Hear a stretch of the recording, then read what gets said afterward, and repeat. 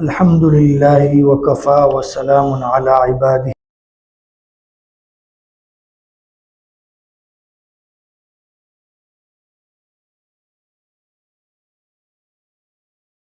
تبت یدا ابی لہب وتب ما اغنى عنہ مالہ ذات لہب وامرأته حمالة الحطب في جيدها حبل من مسد صدق الله العظيم. رب اشرح لي صدري ويسر لي أمري واحلل عقدة من لساني يفقهوا قولي. اللهم صل على سيدنا ومولانا محمد وعلى آل سيدنا ومولانا محمد وبارك وسلم.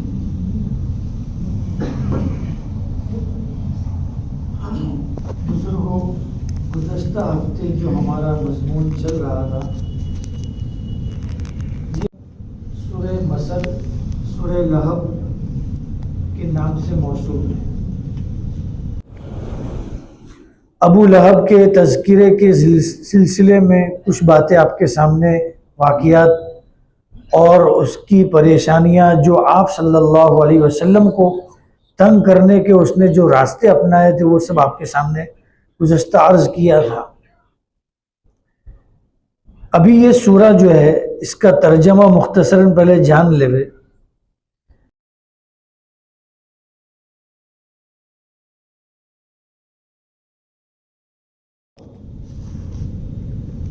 ابو لہب کے دونوں ہاتھ برباد ہوئے اور وہ خود بھی برباد ہوا. اس کے مال نے اس کو کوئی فائدہ نہیں پہنچایا، اس میں بھی اس کو کوئی فائدہ نہیں پہنچایا. وہ عن قریب ایسی جہنم میں داخل ہوگا جو شعلے والی تھی، اور اس کی بیوی بھی اس میں داخل ہوگی جو ایندھن اٹھانے والی تھی، اور اس کی گردن کے اندر موٹی بٹی ہوئی رسی پڑی ہوگی. اس کی بیوی کی گردن میں موٹی بٹی ہوئی رسی پڑی ہوگی. یہ سورہ لہب کا ترجمہ ہے.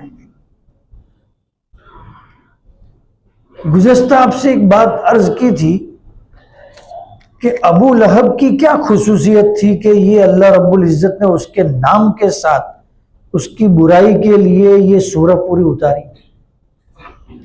اس میں دو باتیں آپ کے سامنے رکھی تھی. ایک بات تو یہ تھی جو بعض مفسرین نے نقل کی ہے کہ ابو لہب کی حضور اقدس صلی اللہ علیہ وسلم کے ساتھ جو دشمنی تھی وہ اور نوعیت کی تھی دوسرے مشرکین کے مقابلے میں. دوسرے مشرکین جو تھے ان کو تو آپ کی ذات کے اندر کوئی بظاہر برائی نہیں نظر آ رہی تھی. بظاہر وہ آپ کو اچھا سمجھتے تھے، صادق امین جانتے تھے، آپ کی تعلیمات، آپ کی اخلاق کی تعلیمات کی قدر کرتے تھے. لیکن ان کو صرف دشمنی تھی تو یہ تھی کہ ہمارے ہمارے جو معبود ہے ان کو تم برا بھلا مت کہو. اور اسی کے سلسلے میں سورہ کافرون کے اندر انہوں نے کہا تھا کہ ایک دن ہم تمہارے معبود کی عبادت کریں، تم ہمارے معبود کی عبادت کرو، ہمارے معبود کو برا بھلا مت کرو. یہی ان کی نوعیت تھی. لیکن ابو لہب کا میں نے آپ کو بتایا تھا کہ وہ چونکہ مالی خزانچی تھا، بیت اللہ کا پورا خزانہ اس کے پاس تھا، اس کو ایسا محسوس ہوا کہ اب میرے احتساب کا وقت آ گیا ہے. اب یہاں یہ دین کی جو دعوت دے رہے، جس چیز کی دعوت دے رہے، آگے جا کے میری چودراہٹ ختم ہونے والی ہے اور یہ سب کچھ ان کے پاس جائے گا. اس کے لیے مخالفت میں کھڑا ہوا تھا. ایک چیز تو یہ ہے. دوسری چیز جو دوستوں بزرگوں بہت اچھی سمجھ میں آنے والی چیز ہے وہ یہ ہے کہ ابو لہب جو تھا وہ آپ صلی اللہ علیہ وسلم کا چچا تھا. گویا اللہ رب العزت نے قرآن کریم میں یہ سورہ اتار کے ایک مہر لگا دی ہے کہ اس سے پہلے جتنے انبیاء گزرے ہیں نا، ان انبیاء علیہ السلام کی بھی قریبی رشتہ دار تھے. وہ ہر انبیاء کے قریبی رشتہ دار رہے، لیکن جب وہ دین سے دوری اختیار کیے ہے تو اس کا نتیجہ کیا ہوا ہے کہ وہ سب ہلاک اور برباد ہوئے، دنیا میں بھی ان کی برباد ہوئی اور آخرت بھی برباد ہوئی۔ اس کے ذیل میں اللہ پاک نے حضرت نوح علیہ السلام کے بیٹے کا واقعہ بھی بیان کیا ہے کہ بیٹا ہے لیکن ایمان نہیں لایا، دین پر نہیں ہے تو برباد ہوا ہے، دنیا بھی گئی، آخرت بھی ہاتھ سے گئی۔ پھر اس کے بعد دیکھیے حضرت ابراہیم علیہ السلام، آپ نبی ہے لیکن آپ کے والد بے ایمان ہیں، اس کا نتیجہ کیا ہوا کہ وہ بھی ہلاک اور ان کا دین بھی ہلاک اور آخرت بھی برباد۔ حتیٰ کہ ابراہیم علیہ السلام کو سختی سے کہا گیا آپ اپنے والد کے لیے استغفار نہیں کر سکتے، قرآن کریم میں وہ آیات ہے۔ بہرحال حضرت لوط علیہ السلام کو دیکھیے، حضرت لوط علیہ السلام کی بیوی کافرہ ہے، بے دین ہے، پوری بستی کے اندر جو عذاب نازل ہوا ہے سب مسلمان لوگوں کو نکال دیا گیا، بیوی بھی اس عذاب کے اندر ملوث ہوئی۔ اسی طرح ابو لہب کا واقعہ ہے کہ آپ کا چچا ہے، قریبی رشتہ دار ہے، لیکن یہ قرابت اور یہ رشتہ داری اس کے کسی کام نہیں آئی۔ اللہ رب العزت نے اس صورت کے اندر اس کو بتایا ہے، اور ایک بعید آدمی ہے، ایک جو جس کے کوئی پرسان حال نہیں ہے، چہرے اور حلیے کے اعتبار سے کوئی بہت خوبرو نہیں ہے، بہت خوبصورت آدمی نہیں ہے، لیکن جب اس نے دین کو اپنایا ہے تو اللہ رب العزت نے اس کو مقام بلند عطا فرمایا ہے۔ اب دیکھیے ابو لہب اور حضرت بلال حبشی کو سامنے رکھی۔ ابو لہب کون ہے؟ آپ کا چچا ہے، بہت خوبصورت ہے، اسی لیے تو میں نے بتایا تھا نام اس کا جو ہے نا لہب، یعنی اس کا چہرہ بہت روشن تھا، بہت خوبصورت تھا، لیکن یہ خوبصورتی کسی کام نہیں آئی اور ہلاک اور برباد ہوا۔ اور بظاہر بلال حبشہ کے رہنے والے ہیں، سیاہ فام ہیں، لیکن آپ علیہ السلام پر ایمان لائے۔ کیا نتیجہ ہے کہ فتح مکہ کے موقع پر میں نے آج مشکات شریف کے اندر روایت پڑھی کہ 4 لوگ بیت اللہ کے اندر داخل ہوئے ہیں، ان میں سے ایک بلال حبشی ہے جو آپ کے ساتھ داخل ہوئے ہیں۔ اور آگے سنیے، آپ نے حضرت بلال کو حکم دیا بلال کعبے کی چھت پر چڑھ جاؤ اور وہاں سے ندا لگاؤ، اذان لگاؤ۔ ایک حبشہ کے رہنے والے ہیں، بظاہر ان کی کوئی حیثیت نہیں ہے، بظاہر ان کو سیاہ فام سمجھا جا رہا ہے، خوبرو نہیں ہے، لیکن دین کی نسبت پر اللہ رب العزت نے یہ مقام بلند عطا۔ اسی لیے دوستو بزرگوں، اس صورت سے ہم کو ایک سبق بھی ملتا ہے، یہی چیز ہم کو اس صورت سے سمجھنی ہے کہ ہم کسی حیثیت سے بھی اگر دیندار ہے، دین پر عمل کرنے والے ہیں، تو یہ ہمارے لیے ایک بشارت ہے اور ایک آگے میں آپ کے سامنے کچھ باتیں عرض کروں گا اس سلسلے میں۔ پہلی بات تو یہ چند خصوصیات تھی جس کی وجہ سے ابو لہب کا تذکرہ اس صورت کے اندر مستقلاً کیا گیا ہے۔ اب ذرا سمجھیے، یہ ابو لہب جب آپ صلی اللہ علیہ وسلم کا چچا تھا، حضرت مفتی سعید احمد صاحب پالن پوری رحمہ اللہ یہاں پر ایک بات نقل کی ہے اپنی تفسیر کے اندر کہ ابو لہب جو ہے نا وہ صرف ایک ذات کا نام نہیں ہے، ٹھیک ہے، ایک اس کا مفہوم تو اس کی ذات ہے جو ہم جانتے ہیں، آپ کا چچا تھا، لیکن اس کے ساتھ ساتھ ابو لہب سے مراد اس کی صفت پر جو بھی ہے اس سب لوگوں کا حشر یہاں آیات اور سورت کے اندر بتایا گیا ہے۔ یہ تو ہو نہیں سکتا کہ قرآن کریم میں ایک مخصوص آدمی کے تعلق سے ہی بات رکھی جاوے، بلکہ جو بھی اس صفت پر ہے، جو اپنی ذاتی مفاد کے لیے اگر ایمان والوں کو ستاتا ہے، پریشان کرتا ہے، اس کا انجام ایسا ہی بد ہونے والا ہے جیسا ابو لہب کا ہوا۔ تبت یدا ابی لہب، ابو لہب کے ہاتھ برباد ہوئے، سیاسی طاقت جو اس کی تھی وہ زوال پذیر ہوئی، ختم ہوئی۔ اور آگے اللہ پاک فرماتا ہے وَتَب، جب وہ سیاسی اعتبار سے برباد ہوا تو آگے اللہ پاک فرماتا ہے اور اس کی ذات بھی برباد ہوئی، اور بالآخر یہ بری موت مرا ہے۔ ابھی میں آپ کو اس کا مختصراً واقعہ آپ کے سامنے رکھتا ہوں کہ دیکھیے یہ واقعہ جو پیش آیا ہے اس کی موت کا، ایک تو سیاسی اعتبار سے بھی زوال ہوا اور اس کی ذات بھی برباد ہوئی۔ کیسے ہوئی؟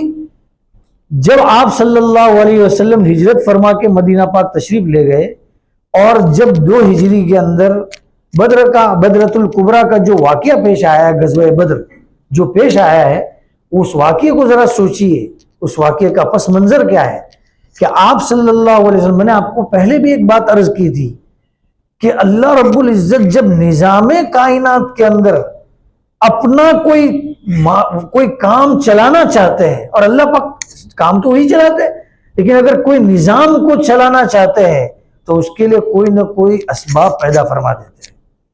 جب آپ کو گزشتہ سورہ نصر کے اندر میں نے آپ کے سامنے بات رکھی تھی کہ آپ ذرا دیکھیے فتح مکہ جو ہوا ہے نا، فتح مکہ، اس کی ابتدا کہاں سے ہوئی تھی؟ میں نے اسی لیے واقعہ بیان کیا تھا۔ اس کی ابتدا ہوئی تھی ایک خواب سے، جو آپ علیہ السلام نے دیکھا تھا کہ میں مسجد حرام میں جا رہا ہوں اور اپنے ساتھیوں کے ساتھ طواف کر رہا ہوں اور عمرہ کر رہا ہوں، اور آپ نے اپنے ساتھیوں سے عرض کیا، آپ کو میں نے پورا واقعہ بیان کیا ہے، تو یہ واقعے کی ابتدا خواب سے ہوئی ہے اور اس کی انتہا فتح مکہ ہے۔ اللہ رب العزت کسی واقعے کو وجود پذیر دینا چاہتے ہیں تو اس کے لیے کوئی نہ کوئی اسباب پیدا فرما دیتے ہیں۔ اب بظاہر دیکھنے جاؤ تو 2 مسلمان لوگ ابھی ظلم سہ کے احساس کمتری سے مکہ سے مدینہ آئے ہیں۔ جب کوئی بندے پر ظلم ہوتا ہے نا، وہ احساس کمتری میں چلا جاتا ہے۔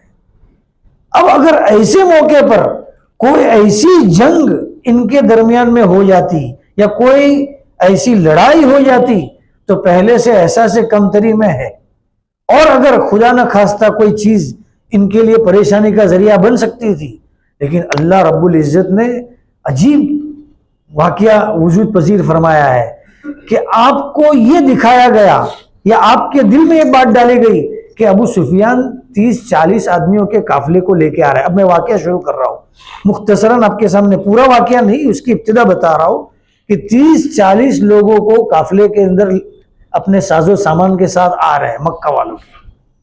اب آپ صلی اللہ علیہ وسلم کے بھی جاسوس تھے، ان کے بھی جاسوس تھے۔ انہوں نے یعنی ابو سفیان، ان کے ساتھ عمرو ابن عاص، بڑے بڑے لوگ تھے۔ اب یہ لوگ جب آ رہے تھے تو ان لوگوں نے تحقیق کی کہ بھئی راستہ صاف ہے یا کہ کوئی دشمن ہماری طاق میں تو نہیں ہے۔ تو پتہ چلا قافلے والوں سے کہ مکہ مدینہ کے اندر ایسا سنا گیا ہے کہ محمد تمہارے قافلے پر نظر ڈالے ہوئے اور تمہارے قافلے کو پر حملہ ہوگا اور اس کو لوٹ لیا جائے گا۔ ابو سفیان کو یہ اطلاع مل گئی۔ ابو سفیان نے تحقیق حال کی تو اس کو پتہ چلا، قرائن سے، بہت ہوشیار آدمی تھے، تو قرائن سے ان کو پتہ چل گیا کہ ایسا ہونے والا ہے۔ تو ابو سفیان نے ایک آدمی کو، زمزم ابن عمرو ایک آدمی تھا، اس کو دوڑایا کہ جاؤ جلدی سے اور مکے میں جا کے اعلان کرو، پکارو، اور وہاں پر جا کے کہو کہ تمہارے قافلے کی خبر لو، کیونکہ اس میں بڑا تجارتی سامان تھا، تو بہت سارے نفع کے ساتھ وہ لوگ آ رہے تھے۔ تو اس لیے کہا کہ مکہ کسی کا بھی، یہ یہاں تک کہا گیا ہے کہ اس قافلے میں ہر آدمی نے اپنے پیسے لگائے تھے، بہت ساز و سامان تھا، تو سب کو ٹینشن۔ اب یہ زمزم ابن عمرو یہاں سے نکلے، یہ آدمی نکلا، اتفاق یہ کہ اس وقت آپ کی پھوپھی، آپ صلی اللہ علیہ وسلم کی پھوپھی، ان کا نام ہے عاتقہ بنت عبد المطلب، عبد المطلب کی بیٹی، ابو لہب کی بہن، سمجھ رہے ہیں نا؟ تو عاتقہ بنت عبد المطلب نے خواب دیکھا۔ وہ خواب یہ دیکھا کہ ایک آدمی مکہ کے اندر داخل ہوا اونٹ پر سوار ہو کے، ابھی وہ آدمی پہنچا نہیں ہے، اس سے پہلے یہ خواب دیکھ رہی ہے، اس کے آنے سے 3 دن پہلے یہ خواب دیکھ رہی ہے کہ ایک آدمی اونٹ پر سوار ہو کے مکہ کے اندر داخل ہوا، اور ابتہ ایک جگہ ہے وہاں پر جا کے اس نے اونٹ پر سے چلانا شروع کیا کہ لوگوں اپنے قافلے کی خبر، اپنے قافلے کی نہیں، اپنے موت کی جگہوں کی طرف دوڑو، اپنی موت جہاں پر تمہاری موت ہونے والی ہے اس جگہ کی طرف دوڑو۔ خواب کے اندر اس کو یہ ان کو دکھایا جا رہا ہے۔ وہاں کھڑے ہو کے اس نے آواز لگائی، پھر وہ مسجد حرام میں آیا تو جتنے لوگ اس کی آواز کو سنے تھے سب اس کے پیچھے پیچھے داخل ہو رہے ہیں، اور یہ بیت اللہ کی چھت پر اپنے اونٹ کے ساتھ چڑھ گیا، اور وہاں سے اس نے یہ آواز لگائی کہ سب لوگ اپنے اپنی موت کی جگہ کی طرف دوڑو۔ پھر سب لوگ اس کے پیچھے پیچھے چل رہے ہیں۔ پھر وہ ایک پہاڑ جبل ابی قبیس کے اوپر چڑھ گیا، اور وہاں سے اس نے ندا لگائی، 3 جگہ پر اس نے یہ ندا لگائی، اور وہاں سے اس نے ایک بڑی چٹان اٹھا کے نیچے پہاڑ کی طرف پھینکی، پہاڑ سے نیچے کی طرف۔ جب یہ چٹان نیچے آئی تو یہ ٹوٹی، اور اس کے ریزے ریزے مکہ کے ہر گھر کے اندر داخل ہو گئے۔ اب یہ بڑا عجیب طرح کا خواب تھا۔ تو بہن نے حضرت عباس، آپ صلی اللہ علیہ وسلم کے چچا تھے، یہ سیرت کے واقعات نقل کر رہا ہوں آپ کے سامنے، حضرت عباس کے سامنے پورا واقعہ نقل کیا کہ اس طریقے سے میں نے خواب دیکھا ہے، بڑا ڈراؤنا خواب ہے۔ تو حضرت عباس نے کہا، اس وقت تو وہ بھی ابھی ایمان لائے تھے لیکن ابھی ایمان کو چھپائے ہوئے تھے، انہوں نے کہا کہ یہ خواب کسی سے بتانا مت، یہ کوئی ڈراؤنا خواب ہے۔ اتفاق یہ ہوا کہ حضرت عباس خود اپنے دوست ولید ابن عتبہ کے پاس آئے، اور ان کی بہت جگری یاری دوستی تھی، اور وہ بڑا مشرک تھا، بہت خطرناک آدمی تھا۔ تو اس کے سامنے یہ تذکرہ کر دیا کہ اس طریقے سے میری بہن نے خواب دیکھا ہے۔ اب یہ ولید نے اپنے باپ عتبہ کو کہا، اس کو حالانکہ سمجھایا تھا کہ کسی کو بتانا مت، لیکن اس نے اپنے باپ عتبہ کو کہا، اور عتبہ کو پتہ چلا تو وہ تو سردار تھا جو بدر کے میدان میں مارا گیا۔ تو عتبہ نے اپنے دوستوں کو کہا، بات چلتے چلتے پورے عرب کے اندر پھیل گئی، مکہ کے اندر، کہ اس طریقے سے خواب دیکھا ہے۔ اب دوسرے دن حضرت عباس طواف کے لیے مسجد حرام میں داخل ہوئے، طواف کر رہے تھے تو ابو جہل بیٹھا ہوا تھا۔ ابو جہل نے کہا، طواف سے فارغ ہو جاؤ تو ذرا ہماری طرف آنا۔ چلے گئے، طواف کے بعد جب اس کے پاس گئے تو ابو جہل کیا بول رہا ہے کہ تمہارے آدمی لوگ تو نبوت کا دعویٰ کرتے تھے، وہ تو سمجھ میں آیا، تمہاری عورتیں بھی اب نبوت کا دعویٰ کرنے لگی۔ خبیث انداز کے اندر اس نے بولا، یعنی آپ کو تانا کے انداز میں کہ کیا ہوا؟ حضرت عباس نے کہا کیا ہوا؟ تو اس نے پورا واقعہ بیان کیا کہ تمہاری بہن نے ایسا ایسا خواب دیکھا ہے۔ تو کیا یہ سب خواب تم لوگوں کو سناتے رہتے ہو؟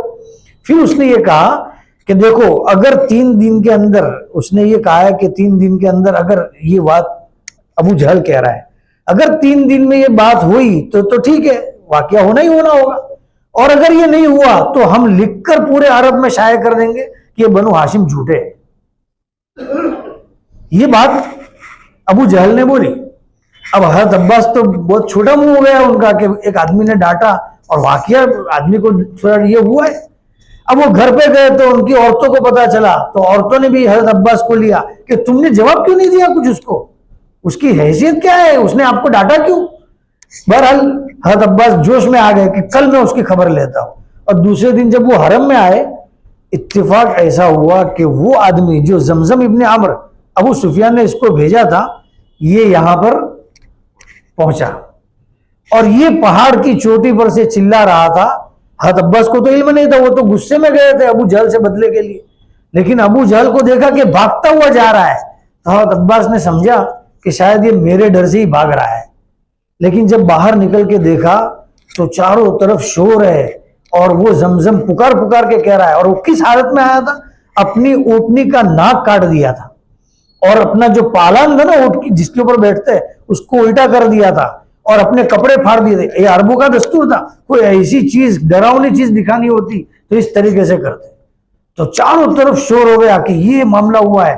تو اب عرب متفق ہو گئے سردار لوگ کہ اب تو محمد کو سزا چکھانی ہے، نعوذ باللہ، اب تو ہم کو ان کا حساب برابر کرنا ہے۔ یہ کب تک ہم برداشت کریں گے؟ اس سے پہلے بھی ایک واقعہ پیش آ گیا تھا، اور اب یہ بڑا واقعہ پیش آ گیا، ان کو اتنی جرأت کیسے ہوئی ہمارے قافلے کی طرف دیکھنے کی؟ یہ کہہ کے یہ لوگ سب جمع ہوئے، باہم مشورہ کیا۔ کتاب میں یہ بات لکھی ہے کہ جو لوگ شریک نہیں ہو سکتے تھے، یعنی مکہ میں 2 ہی قسم کے لوگ بچ گئے تھے، یا تو خود شریک ہوئے اس غزوے میں جانے کے لیے، یا اگر شریک نہیں ہو سکتے تھے تو اپنے کسی آدمی کو ان لوگوں نے بھیجا ہے کہ جا کے اس میدان کے اندر، اس جنگ کے اندر شریک ہو جاؤ۔ تو میں اصل بات یہ بتا رہا ہوں کہ چاروں طرف یہ آوازیں لگ رہی تھی کہ چلو اب جانا ہے بدلے کے لیے۔ سب بڑے بڑے سردار ابھی جن کے نام لیے، عتبہ، عتبہ بن ربیعہ، شیبہ اور ابو جہل، بلکہ آپ کے چچا حضرت عباس، ان کو بھی گھسیٹ کے لے جایا گیا، حالانکہ وہ ایمان والے تھے لیکن وہ ایمان کو چھپائے ہوئے تھے نا. تو اسی لیے آپ صلی اللہ علیہ وسلم نے فرمایا تھا کہ میرے چچا کو کوئی قتل مت کرنا کیونکہ وہ ایمان والے ہیں. یہ وہ ہجرت بعد میں فتح مکہ کے موقع پر کی، لیکن وہ ان کو بھی گھسیٹ کے لے جایا گیا. جو لوگ نہیں نکلنا چاہتے تھے ان کو تانے دیے گئے کہ نکلو. یہاں تک لکھا ہے کہ امیہ بن خلف وہ مسجد میں آ کے، وہ بہت ڈرپوک تھا، وہ امیہ بن خلف جو حضرت بلال کے اوپر جو ظلم کرتا تھا نا، وہی امیہ بن خلف. بہت ڈرپوک آدمی تھا، بہت موٹا تھا. تو یہ امیہ بن خلف جو ہے وہ مسجد میں آ کے بیٹھا تھا کہ مجھے تو جانا نہیں ہے. تو یہ عقبہ بن ابی معیط کر کے کوئی آدمی تھا، وہ بھی بڑا مشرک تھا. وہ آیا اور خوشبو لا کے اس کے اندر یہ اونٹ کی دھنی دیتے نا، اونٹ کی دھنی اس کے سامنے لا کے رکھی. کہ اس نے پوچھا امیہ نے کیا ہے؟ کہ تم یہاں پر دھنی سنگو عورتوں کی طرح، ہم لوگ جا رہے ہیں میدان میں. یعنی تانے دیے جا رہے ہیں کہ جس طرح عورتیں گھر میں رہتی ہے تم یہاں پر گھر پہ ہو. اس کی وجہ سے امیہ تیار ہوا کہ میں تانے سے بچ جاؤں، اور بالآخر وہ بھی وہاں پر مارا گیا.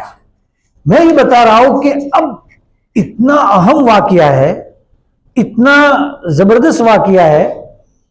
ابو لہب کہاں ہے؟ اصل تو مجھے ابو لہب پر واقعہ پر بتانا ہے، چونکہ ابو لہب کی بہن ہے نا حضرت عاتقہ. عاتقہ کون ہے؟ آپ صلی اللہ علیہ وسلم کی پھوپھی. تو ابو لہب کی کون ہوئی؟ بہن ہوئی. تو ان کو بھی تو یہ خواب معلوم تھا، اور ان کو کچھ نہ کچھ تو صداقت، ابو لہب کو کچھ نہ کچھ تو آپ کی صداقت معلوم تھی کہ یہ کچھ نہ کچھ ہونے والا ہے. تو اس نے کیا چال بازی کی؟ اس نے خود تو شریک نہیں ہوا، اپنی جگہ پر اس نے ایک آدمی کو بھیجا. سیرت نگار جو ہے نا، سیرت لکھنے والے، وہ تو کہتے ہیں کہ اس کا ایک مقروض تھا عاص ابن ہشام. اس کو پکڑا اور اس کو کہا تیرے اوپر جو میرا قرضہ ہے نا اس کے بدلے میں تو جا میری طرف سے. کیونکہ دو شکلیں تھی، یا تو خود جاؤ یا کسی کو بھیجو. تو اس نے کیا کہا کہ میرا قرضہ بھی وصول ہو جائے گا اور موت سے بھی اپنے کو چھٹکارا مل جائے گا.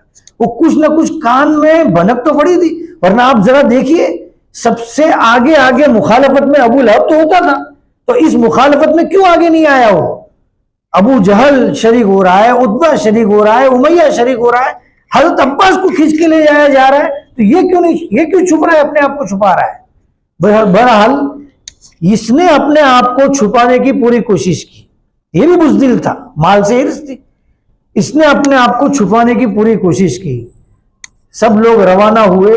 وہاں جو واقعہ پیش آیا کسی موقع پر انشاءاللہ اس کی تفصیل آپ کے سامنے رکھی جائے گی. ابھی تو صرف مجھے جس واقعے سے استدلال کرنا تھا وہ یہ تھا کہ ابو جہل نے اپنے آپ کو چھپایا، یہ مانا کر کے کہ میں کسی طرح بچ جاؤں، لیکن اللہ رب العزت نے اس کو اس کے گھر پہ پکڑ لیا.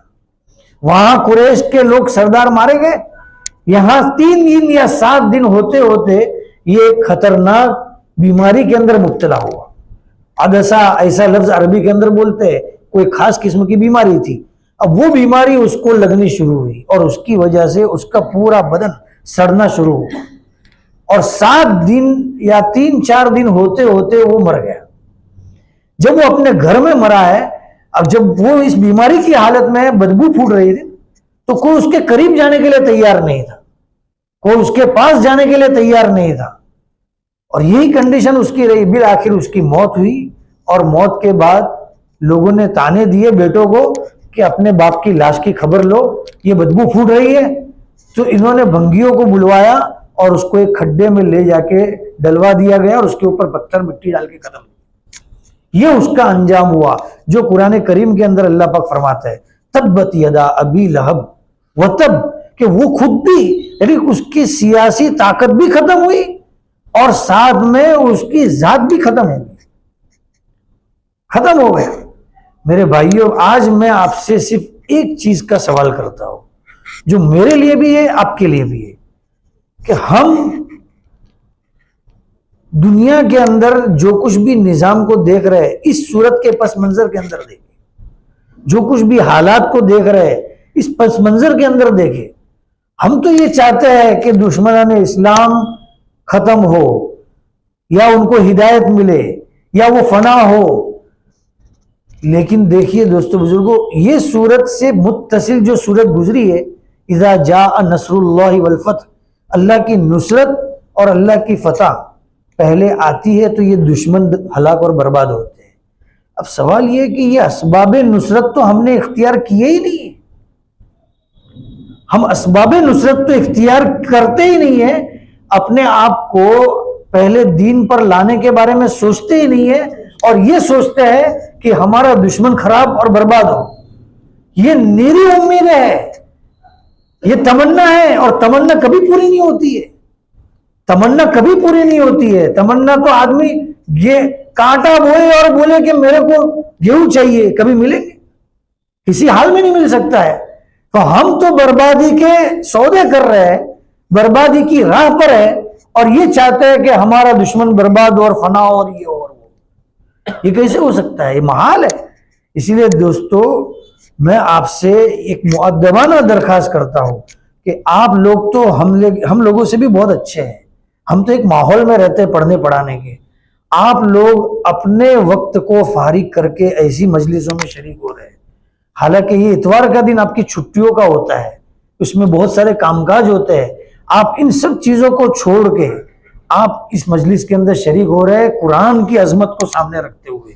اب آپ صرف اللہ سے یہی دعا بھی کرتے رہے کہ اللہ یہ قرآنی ہدایات ہمارے دلوں میں اتار، اور آپ اپنے دوستوں کے اندر ایسی دعوتیں عام کریں، ان کو برائیوں سے روکے.